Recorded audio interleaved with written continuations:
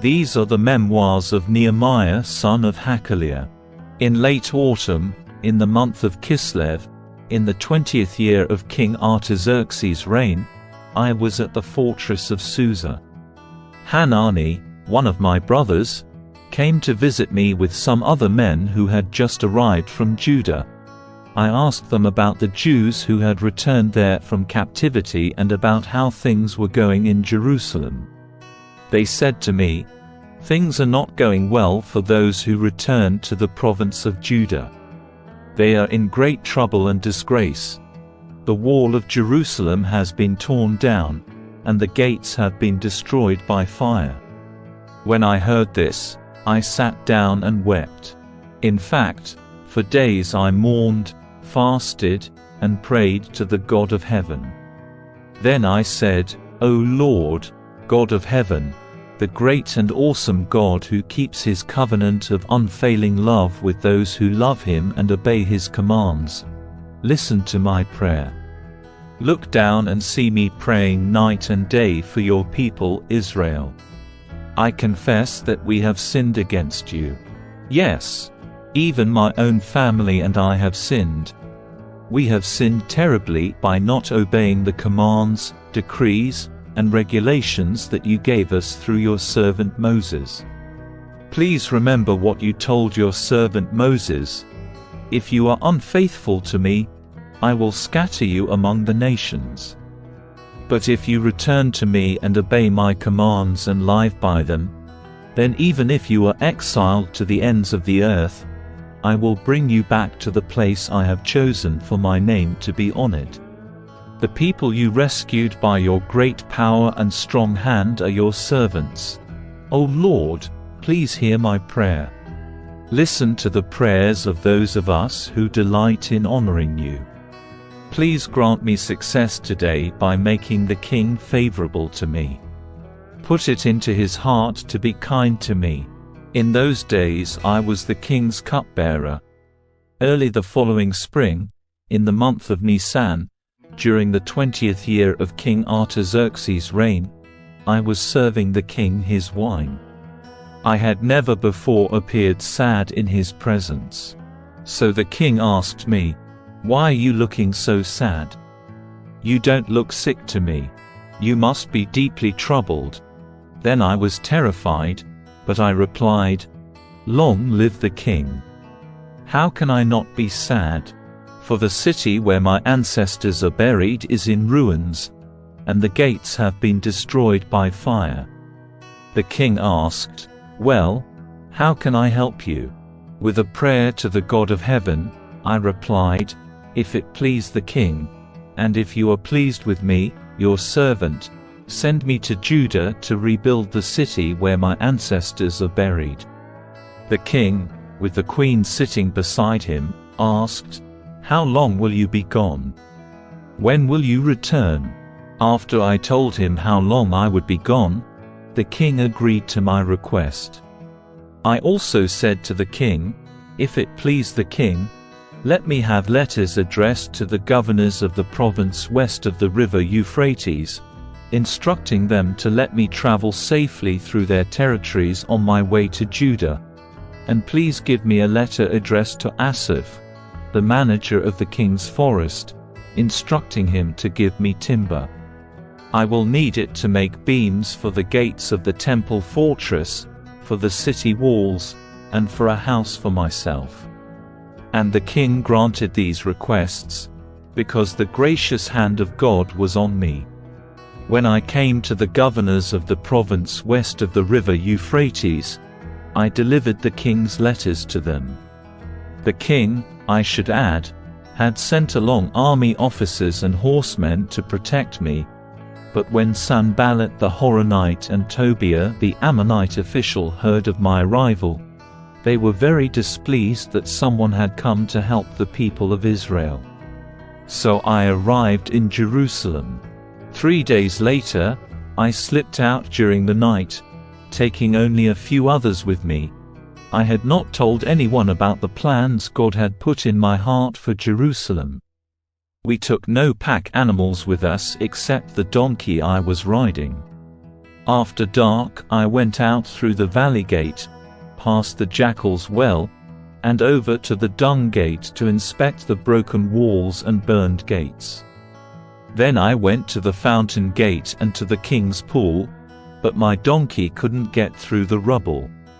So, though it was still dark, I went up the Kidron Valley instead, inspecting the wall before I turned back and entered again at the valley gate. The city officials did not know I had been out there or what I was doing, for I had not yet said anything to anyone about my plans. I had not yet spoken to the Jewish leaders, the priests, the nobles, the officials, or anyone else in the administration. But now I said to them, "You know very well what trouble we are in. Jerusalem lies in ruins, and its gates have been destroyed by fire. Let us rebuild the wall of Jerusalem and end this disgrace."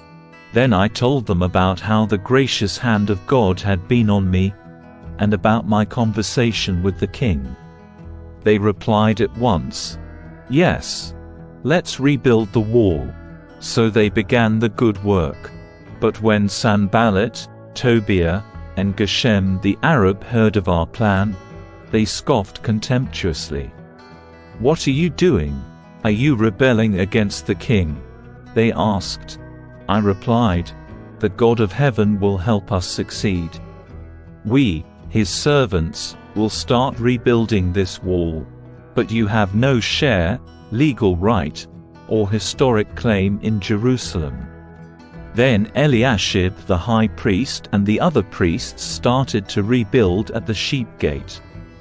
They dedicated it and set up its doors, building the wall as far as the Tower of the 100, which they dedicated, and the Tower of Hananel. People from the town of Jericho worked next to them, and beyond them was Zaccur son of Imri. The fish gate was built by the sons of Hassenaah. They laid the beams, set up its doors, and installed its bolts and bars. Meremoth son of Uriah and grandson of Hakkoz repaired the next section of wall. Beside him were Meshullam son of Berechiah and grandson of Meshezabel, and then Zadok son of Baana. Next were the people from Tekoa, though their leaders refused to work with the construction supervisors. The old city gate was repaired by Joiada son of Paseah and Meshullam son of Besodiah. They laid the beams, set up its doors, and installed its bolts and bars. Next to them were Melashia from Gibeon, Jadon from Meronoth, people from Gibeon, and people from Mitzpah, the headquarters of the governor of the province west of the river Euphrates. Next was Uzziel son of Harhaiah, a goldsmith by trade, who also worked on the wall. Beyond him was Hananiah, a manufacturer of perfumes. They left out a section of Jerusalem as they built the broad wall. Rephaiah son of Hur, the leader of half the district of Jerusalem, was next to them on the wall. Next Jediah son of Haramath repaired the wall across from his own house. And next to him was Hattush son of Hashabniah.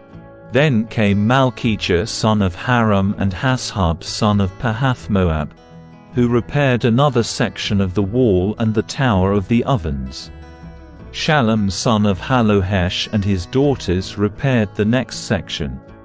He was the leader of the other half of the district of Jerusalem.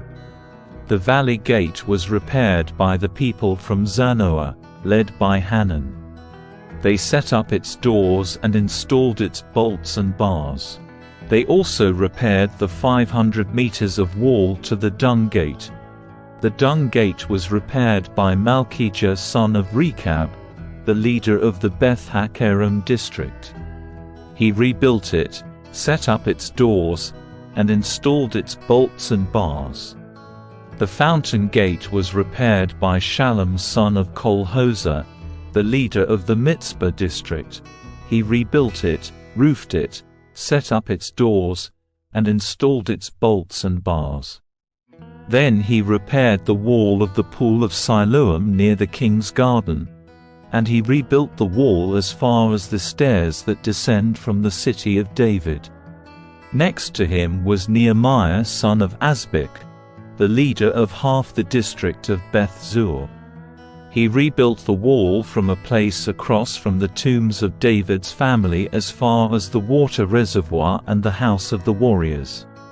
Next to him, repairs were made by a group of Levites working under the supervision of Rehum son of Bani.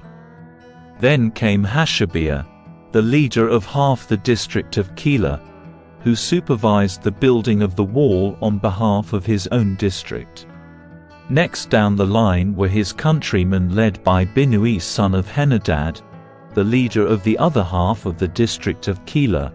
Next to them, Ezer son of Jeshua, the leader of Mitzpah, repaired another section of wall across from the ascent to the armory near the angle in the wall. Next to him was Baruch son of Zabbai, who zealously repaired an additional section from the angle to the door of the house of Eliashib the high priest.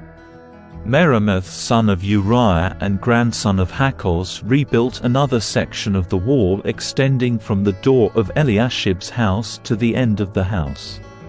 The next repairs were made by the priests from the surrounding region.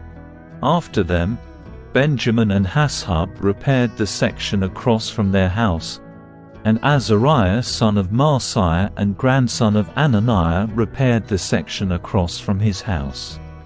Next was Binnui son of Henadad, who rebuilt another section of the wall from Azariah's house to the angle and the corner. Palal son of Uzai carried on the work from a point opposite the angle and the tower that projects up from the king's upper house beside the court of the guard.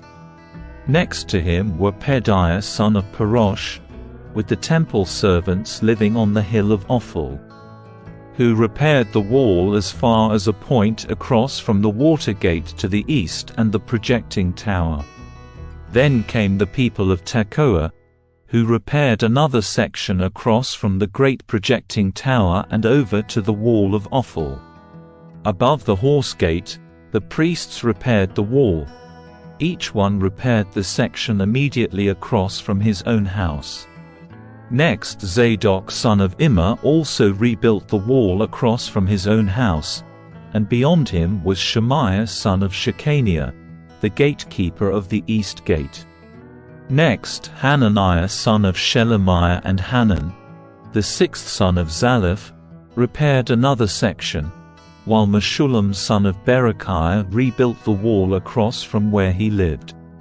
Malchijah, one of the goldsmiths, repaired the wall as far as the housing for the temple servants and merchants, across from the inspection gate.